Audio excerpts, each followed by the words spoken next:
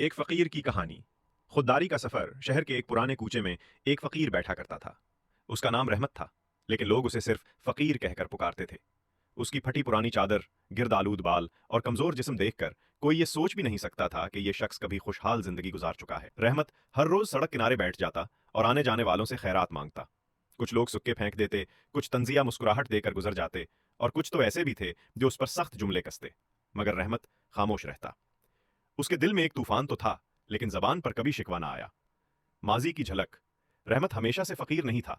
वो एक हुनरमंद कारीगर था, लकड़ी से खूबसूरत नक्शोनिगार बनाने में माहिर।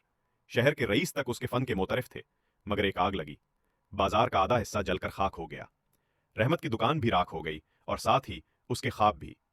कर्ज बढ़ा, दोस्त साथ छोड़ गए, और किस्मत ने उसे सड़क पर धकेल दिया। पहली करने उम्मीद एक दिन एक बच्चा उसके पास आया। उसने फकीर को देखकर पूछा, बाबा, आप हमेशा मांगते क्यों हैं? रहमत ने आह भरी और कहा, बेटा, जिंदगी ने सब कुछ छीन लिया, अब यही सहारा है। बच्चे ने मासूमियत से कहा, मेरी मां कहती है जिसके हाथ और दिमाग सलामत हों वो कभी फकीर नहीं हो सकता। यह जुमला तीर की तरह रहमत के दिल में लगा।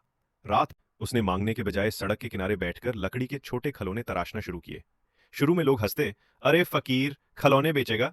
मगर रहमत ने परवाह न की। इसके खिलौने बेढंगे थे, मगर उसमें मेहनत की झलक थी। एक दिन वही बच्चा आया और बोला, बाबा, ये घोड़ा मुझे दे दो। रहमत ने मुस्कुराकर वो खिलौना दिया। बच्चे ने जिद करके मां से पैसे दिलवाए। ये रहमत की पहली कमाई थी।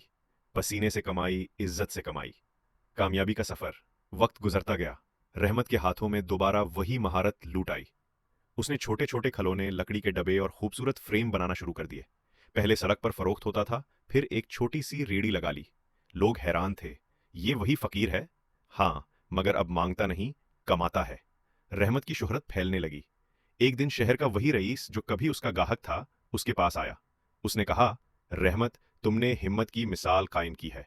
आओ, मेरी दुकान पर तुम्हारे फन पारे बेचेंगे। रहमत की आंखों में आंसू थे। आज वो फकीर से कारीगर बन चुका था, मगर इस बार ज्यादा मजबूत और खुददार। रहमत अक्सर नौजवानों को कहता, गुर्बत गुनाह नहीं, मगर हिम्मत हार जाना सबसे बड़ी गरीबी है। मांगने वाला हाथ कभी मुतमईन नहीं होता, लेकिन मेहनत करने वाला हाथ खुदा के नजदीक सबसे कीमती है। यूं एक फकीर जो सड़क पर जलील होता था, अपनी हिम्मत और खुददारी से कामयाब कारीगर बना।